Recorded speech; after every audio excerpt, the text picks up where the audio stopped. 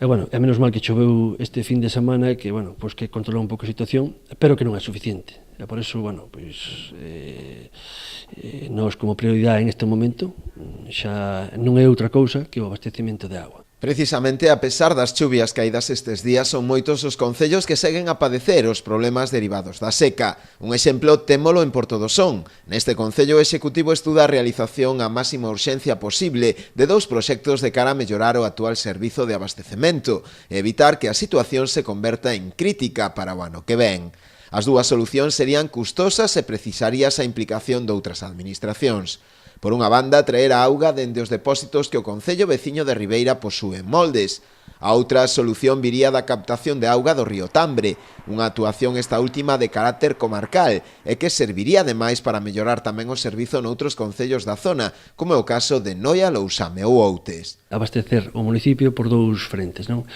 Unha polo norte, a través do río Tambre, e outra polo sur, que é a través do río Ulla, que aproveitaríamos un depósito que o Concello de Ribeira ten subindo hacia Moldes e queríamos abastecer a parroquia de San Pedro, a parroquia de Xuño, a parroquia de Camaño e a parroquia de Gueiruga.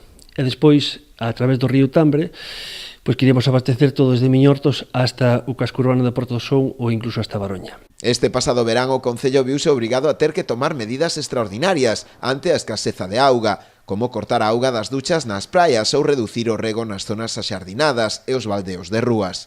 Aínda así, a situación non se limitou única e exclusivamente aos meses de verán, e mesmo houbo que abastecer de auga con camións cisterna a varias vivendas da parroquia de San Pedro de Muro. Eu creo que isto xa foi un aviso máis que importante. Bueno, se a tendencia é esta, o Concello de Porto do Son, cos abastecementos que ten, tanto do río Portobello, que é o que temos aquí no casco urbano, como o río Quintáns, a maiores cos manantiales que temos, non somos capaces de abastecer a población que ven aquí a Porto do Son, que se multiplica por 3 ou por 4, non? Ribeira, no ano 62, queda seca a agua do río Xieira, concretamente, un recurso natural do noso concello. No ano e medio que gobernamos o BNG e o Partido Socialista, quixemos sentarnos a falar co Concello, posto que xa tiña outro abastecemento, para recuperar esa agua, que xa tiña que haber quitado aguas de Galicia, porque estaban facendo un uso abusivo. Eso non é novedoso, non é deste ano, porque teñamos sequía.